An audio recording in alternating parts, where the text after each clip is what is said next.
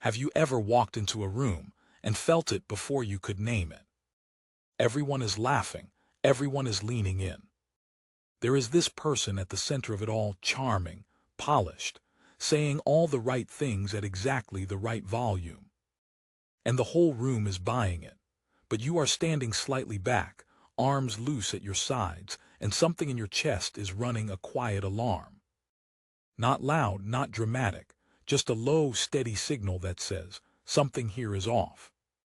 You probably talked yourself out of it. You told yourself you were being too analytical, too guarded. Maybe even a little jealous of how easily they command the room. So you filed the signal under paranoia, kept your drink in your hand, and kept your observations to yourself. I'm Silas, and I need you to stop doing that. That signal is not paranoia. That is your Sentinel Radar doing exactly what it was built to do. Your nervous system is a high-fidelity detection system, and it just flagged a data mismatch between the performance you are watching and the emotional signature underneath it. The flock missed it because they are running standard resolution. You caught it because you are not. What follows is an audit of 5 specific glitches your system detects in a narcissist's mask. The ones that most people's brains are simply too low resolution to register. We begin in the laboratory of the self with a foundational principle. A narcissist is not running a full personality. What they are running is a low-resolution simulation, a rendered mask built from behavioral data they have collected about what people want to see. Because there is no stable core identity underneath, the mask has to be constantly re-rendered based on the audience in the room. That requires enormous processing power, and like any system running above its sustainable load, eventually the software lags. Eventually, there are glitches, and your high-fidelity hardware is calibrated to catch exactly those moments. The first glitch your system detects is the Uncanny Valley of Empathy. You have heard of the Uncanny Valley in robotics, that eerie discomfort we feel when something looks almost human but not quite. Your mirror neurons, the specialized neural circuits responsible for detecting and resonating with the emotional states of others, are running that same scan in real time on every person you interact with. When someone is genuinely moved, your mirror neurons fire in sync. You feel a version of what they feel. It is automatic. It is biological. It is your empathy tech doing its job. But when a narcissist performs an emotion, the signal is not there. They say the right words. Their face arranges itself into the correct expression. But the emotional heat signature reads 0. Your mirror neurons reach out across the space between you, searching for the resonance that should be there, and they find nothing. A hollow frequency. That is why it feels uncanny. That is why the hair on your arms lifts slightly even when you cannot articulate why. Your hardware is telling you that what you are watching is a rendering, not a reality. The emotion is being displayed, not transmitted. Trust that read. It is not a feeling. It is a verified biological report. The second glitch requires your highest processing speed to catch, the rapid cycle shift. The mask is not static. It is being maintained in real time, and that maintenance has gaps. What researchers in micro-expression analysis have documented, and what your high-fidelity sensors have likely already noticed without a clinical label, is a phenomenon sometimes called micro-contempt. It is a flicker, a single frame where the performance drops and something colder, something more calculated, moves across the face before the mask snaps back into place. Watch for it when they think no one is observing them. Watch the moment a server gets an order wrong, or someone less useful to them enters the conversation. Watch what happens in the half-second before they recalibrate. The flock does not catch it because they are not scanning at that frame rate.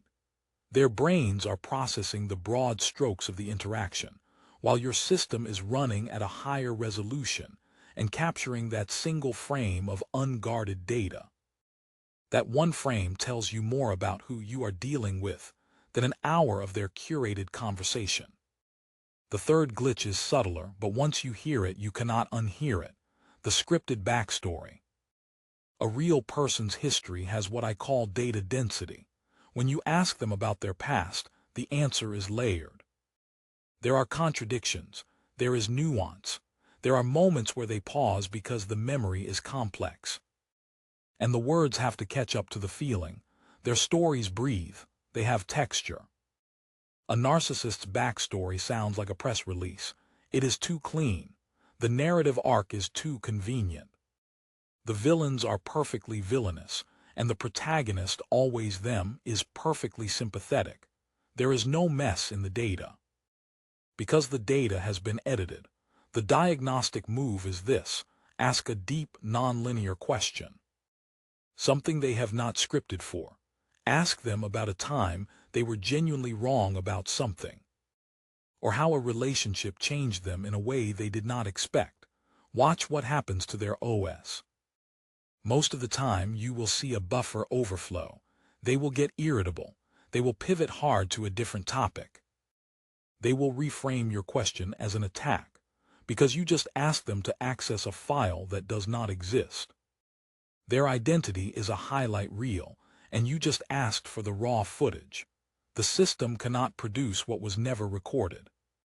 The fourth glitch is the one that hooks the most intelligent people, and it is worth sitting with. Predictive mirroring. In the early stages of contact, a narcissist will feel like a revelation. They seem to share your values, your humor, your obscure references, your precise frustrations with the world. It feels like finally being seen, like the universe dropped someone onto your frequency after years of static. This mirroring isn't just common interest. It is a sophisticated scanning process. It is a biological hack.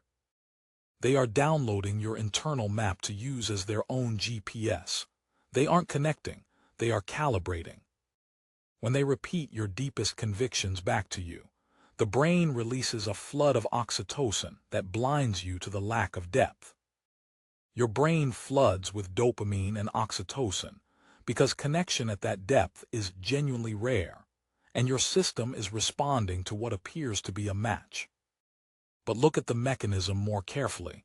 They are not connecting with you. They are data scraping. They are running a high-speed extraction of your preferences, your wounds, your values, and your identity, and reflecting it back at you as their own. They are using your high-fidelity OS as a template to build a version of themselves that bypasses your firewall. The soulmate feeling is real. The source of it is not. What you are falling for is your own reflection, expertly worn by someone who has no signal of their own to offer. The diagnostic here is time. A real person's identity stays consistent and deepens. A mirrored identity begins to blur and shift the moment you are no longer useful as a data source. The fifth glitch is the one that confirms everything: the logic loop, the boundary crash. A psychologically integrated person, when they encounter a boundary, can process it. They may feel disappointment. They may want to negotiate. But they can hold the reality that you are a separate person with a separate set of needs, and that your no is data, not a threat. Their prefrontal cortex stays online. The interaction remains within the bounds of logic. A narcissist's software does not have that architecture. When you say no, when you withdraw attention, when you set a limit and hold it, their system crashes.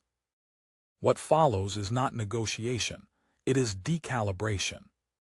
You will get word salad, circular, exhausting non-logic designed to disorient you. You will get gaslighting, a systematic attempt to make you distrust the data your own sensors just collected. You will get rage, or silence weaponized as punishment. All of it is the same thing: an OS that cannot compute a world in which it is not the administrator trying to force a reboot. Your boundary is not the problem. It is the diagnostic. The crash is the confirmation. Now here is the question worth holding. Why does the flock miss all of this? Not because they are unintelligent. Because they are looking at the surface UI. They want the charm to be real. Their brains are running a social optimization program that rewards connection and filters out dissonance. They are designed for smooth interaction, and their perception cooperates with that design. But you were built differently. Whether you recognize it or not, your nervous system was calibrated in an environment where missing a signal had real consequences. Your amygdala, the threat detection radar at the center of your emotional brain, was trained early and trained hard. Your prefrontal cortex learned to run rapid simulations of social scenarios because the cost of being wrong was too high. You are a system auditor. Your high-resolution perception is not a flaw, and it is not anxiety. It is a survival architecture that now functions as a precision instrument. The narcissist finds you dangerous not because you are aggressive, but because you are the only one in the room who can see that the emperor is running on 480p hardware. Stop apologizing for the signal. Stop filing your own verified data under "maybe I'm overthinking this." Your intuition is not a hunch. It is a compiled report from your mirror neurons, your amygdala, your pattern recognition systems, and years of high-fidelity processing. When the signal says danger, trust the hardware. If you have ever felt that icy, hollow frequency, that half-second where the mask slipped and you caught the frame the room missed, drop an eye emoji in the comments. Let the other auditors know the radar is active. This is the first layer of defense. In the next session, we go deeper into how to use the mirror void to become unreadable, and how to starve the system of the data it needs to run its simulation. Stay rare. Silas out.